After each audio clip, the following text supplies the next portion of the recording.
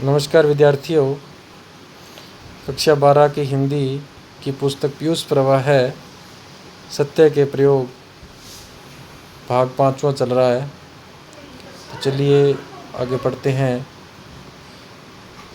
शांति निकेतन। राजकोट से मैं शांति निकेतन गया।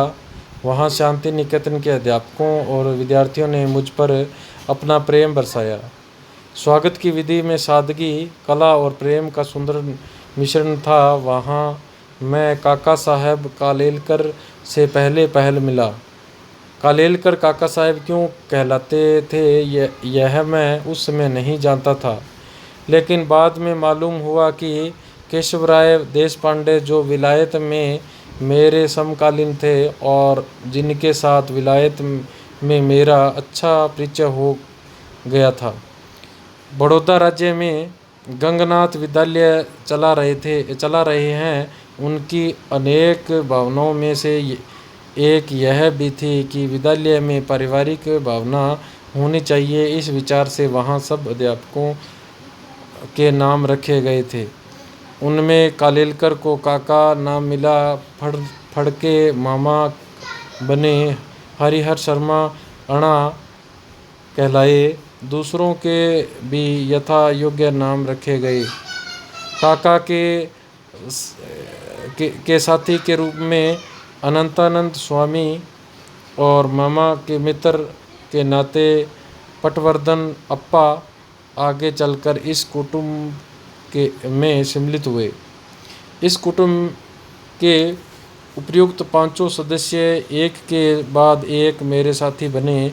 देशपांडे साहब के नाम से पुकारे जाने लगे। साहब का विद्यालय बंद होने पर वह कुटुंब बिखर गया, पर इन लोगों ने अपना आध्यात्मिक संबंध न छोड़ा।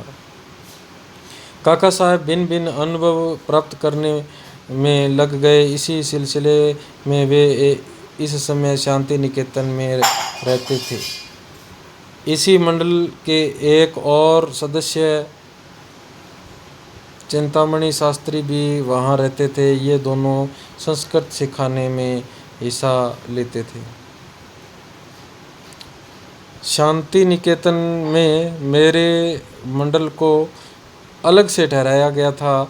यहाँ मगनलाल गांधी उस मंडल को संभाल रहे थे और फिनिक्स आश्रम के सब नियमों का पालन सूक्ष्मता से कराते थे।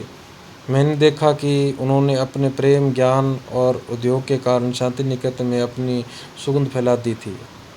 एंड्रेज तो यहाँ थे ही, पियर्सन थे, जगदानंदन बाबू, नेपाल बाबू, संतोष बाबू, सिटी मोहन बाबू, नगेन बाबू, शरद बाबू और काली बाबू के साथ हमारा खासा संपर्क रहा। अपने स्वभाव के अनुसार मैं विद्यार्थियों और शिक्षकों में घुल मिल गया और सब परिश्रम के विषय में चर्चा करने लगा। मैंने वहाँ के शिक्षकों के सामने यह बात रखी कि वैतनिक रसोइयों के बदले शिक्षक और विद्यार्थी अपनी रसोई स्वयं बना ले तो अच्छा हो। ऐसा करने से अयोग्य और नीति की दृष्टि से रसोई घर पर शिक्षक समाज का प्रभुत्व स्थापित होगा और विद्यार्थी स्वावलंबन तथा स्वयं पदार्थ पाठ सीखेंगे। 1-2 शिक्षकों ने सिर हिलाया। कुछ लोगों को यह प्रयोग बहुत अच्छा लगा। नई चीज़ यह कैसी भी क्यों न हो, बालकों को तो अच्छी लगती ही है। इस न्याय से यह चीज़ भी उन्हें अच्छी लगी और प्रयोग शुरू हुआ। जब कविश्री के सामने यह चीज़ रखी गई तो उन्होंने अपनी यह सम्मति दी कि यदि शिक्षक अनुकूल हो तो स्वयं उन्हें यह प्रयोग अवश्य पसंद होगा। उन्होंने विद्यार्थियों से कहा, इसमें स्वराज्य की चाबी मौजूद है। प्रियसन ने प्रयोग को सफल बनाने में अपने आप को खपा दिया। उन्हें यह बहुत अच्छा लगा। एक मंडली साग काटने वालों की बनी, दूसरी अनाज साफ करने वालों की।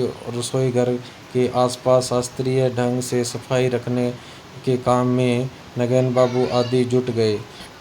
उन लोगों को खुदाली से काम करते देखकर मेरा हृदय नाच उठा। लेकिन मेहनत के इस काम को सवा सौ विद्यार्थी और शिक्षक भी एकाएक नहीं अपना सकते थे। अतः रोज चर्चाएं चलती। कुछ लोग थक जाते, परंतु प्रियसन क्यों थकने लगे। वे हंसते चेहरे से रसोई घर के किसी न किसी काम में जुटे ही रहते। बड़े बड़े बर्तन मांजना उन्हीं का काम था। बर्तन मांजने वाली टुकड़ी की थकान उतारने के लिए कुछ विद्यार्थी वहां सितार बजाते थे। विद्यार्थियों ने प्रत्येक काम को पर्याप्त उत्साह से अपना लिया और समूचा शांति निकेतन मधुमक्खियों के छत्ते की भांति गूंजने लगा। इस प्रकार के फेरफार जब एक बार शुरू हो जाते हैं तो फिर वे रुक नहीं पाते। फिनिक्स का रसोई घर स्वावलंबी बन गया था।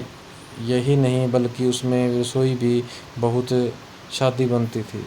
मसालों का त्याग किया गया था, अतएव भात, दाल, साग तथा गेहूं के पदार्थ भी भाप के द्वारा पका लिए जाते थे। बंगाली खुराक में सुधार करने के विचार में उस प्रकार का एक रसोई घर शुरू किया गया था। उसमें 1-2 अध्यापक और कुछ विद्यार्थी सम्मिलित हुए थे। ऐसे ही प्रयोगों में से सर्वसाधारण रसोई घर को स्वावलंबी बनने का प्रयोग शुरू किया जा सका था। आखिर कुछ कारणों से यह प्रयोग बंद हो गया। मेरा विश्वास यह है कि इस जगत विख्यात संस्था ने थोड़े समय के लिए इस प्रयोग को अपना कर कुछ खोया नहीं और उससे प्राप्त अनेक अनुभव उसके लिए उपयोगी सिद्ध हुए थे। मेरा विचार शांति निकेतन में कुछ समय रहने का था, किंतु विधाता मुझे जबरदस्ती घसीट कर ले गया। मैं मुश्किल से वहाँ 1 हफ्ता रहा हूँगा कि इतने में पूना से खोखले के अवसान का तार मिला। शांति निकेतन शौक में डूब गया। सब मेरे पास वेदना के लिए आए। मंदिर में विशेष सभा की गई। यह गंभीर दृश्य अपूर्व था। मैं उसी दिन पूना के लिए रवाना हुआ। पत्नी और मगनलाल गांधी को अपने साथ लिया और बाकी सब शांति निकेतन में रहे।